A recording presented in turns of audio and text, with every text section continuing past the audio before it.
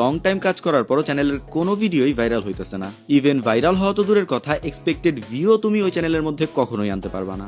তো কি দরকার আছে শুধু শুধু প্যারা নেয়ার? পুরো ভিডিওটা দেখো, আমি ফুললি এক্সপ্লেন করে দিতেছি যে কি কি করা লাগবে। ফার্স্ট অফ অল, একটা ফ্রেশ নিউ ইউটিউব চ্যানেলের জন্য একটা নিউ জিমেইল ক্রিয়েট করে নেওয়া ভালো। তুমি চাইলে তোমার পার্সোনাল জিমেইলও ইউজ করতে পারো, বাট নতুন একটা ক্রিয়েট করে নেওয়াই আই থিঙ্ক বেস্ট। এটার জন্য প্রথমেই চলে যাবা ইউটিউব অ্যাপে, তারপর নিচের প্রোফাইল আইকনে ক্লিক করলে দেখতে পারবা সুইচ অ্যাকাউন্ট নামের একটা অপশন আছে। ওইটাতে ক্লিক করলে তোমার ফোনে যতগুলা অ্যাকাউন্ট লগ ইন করা আছে সবগুলা চলে আসবে। বাট আমরা এগুলোর মধ্যে একটাও ইউজ করবো না, কারণ আমরা নতুন জিমেইল দিয়ে অ্যাকাউন্ট ক্রিয়েট করতে চাইতেছি। আর সেটার জন্য আমাদের ক্লিক করতে হবে উপরের প্লাস আইকনে। এখন আমরা সাইন ইন পেজে চলে আসছি, আর এইখান থেকে আমরা চলে যাব ক্রিয়েট অ্যাকাউন্টের অপশনে। যদিও জিমেইল অ্যাকাউন্ট ক্রিয়েট করা একদম ইজি একটা কাজ, আর বর্তমানে যে কেউ এটা করতে পারে, তবুও পুরো প্রসেসটা একবার দেখিয়ে দিই। এইখানে নাম আর জন্মসাল দেওয়ার পরে চলে আসবে ক্রিয়েট এ জিমেইল অ্যাড্রেসের অপশনে। এখন জিমেইলের একটা ভালো নাম খুঁজে পাওয়া একটু কঠিন, এই কারণে তুমি তোমার মন মতো নাম বসিয়ে দেখো যে ওটা অ্যাভেলেবল আছে কিনা। এখন এটা শেষ হলে জিমেইলের জন্য পাসওয়ার্ডের অপশন আসবে, এখানে পাসওয়ার্ড দিবা। তারপর নাম্বারের অপশন আসবে, নাম্বার দিয়ে দিবা। ওই নাম্বারে ওটিপি যাবে, ওটিপিটাও দিয়ে দিবা। তারপর নেক্সট করতে করতে করতে করতে ফাইনালি আমাদের জিমেইলটা ক্রিয়েট হয়েই যাবে।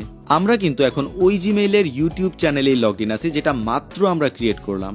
তো আমাদের ফার্স্ট স্টেপ একটা জিমেইল ক্রিয়েট করা কমপ্লিট।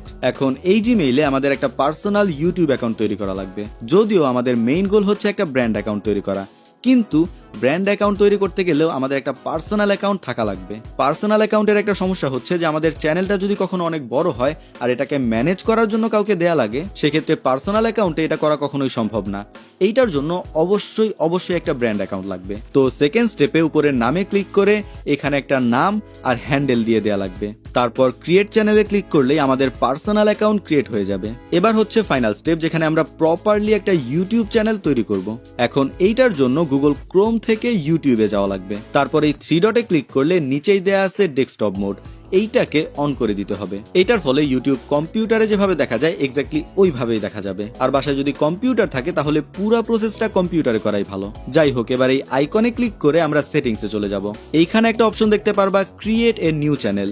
আমাদের এক্স্যাক্টলি এইখানেই যেতে হবে। তো এইখানে চ্যানেলের নাম অথবা হ্যান্ডেল একটু বুঝে শুনে দিতে হবে, কারণ এইটাই আমাদের ব্র্যান্ড অ্যাকাউন্ট যেটা আমরা ফাইনালি ইউজ করব। যদিও এই সবকিছুই পরবর্তীতে চেঞ্জ করা যায়, বাট শুরু থেকেই সবকিছু ঠিকঠাক রাখা ভালো। এবার এই চ্যানেলের বাকি সব সেটিংস ঠিকঠাক করার জন্য আমাদের যাওয়া লাগবে ইউটিউব স্টুডিও অপশনে। এখন এই লোগোতে ক্লিক করলে একটু নিচে ইউটিউব স্টুডিওর অপশনটা দেয়া আছে। বাট বলে রাখি, ইউটিউব স্টুডিও নামের একটা অ্যাপও কিন্তু আছে, আর ওই অ্যাপের মাধ্যমেই নর্মালি সবাই তাদের ইউটিউব চ্যানেলকে ম্যানেজ করে। এখন যদি তোমার ফোনেও আগে থেকে ওই অ্যাপ ইনস্টল করা থাকে, তাহলে গুগল ক্রোমের এই ইউটিউব স্টুডিওতে ক্লিক করলে তোমাকে ওই অ্যাপে রিডাইরেক্ট করে নিয়ে যাবে। এখন আমাদের ওপেন করা লাগবে গুগল ক্রোম থেকেই। এটার জন্য ইউটিউব স্টুডিও অপশনে ক্লিক করে ধরে রেখে ওপেন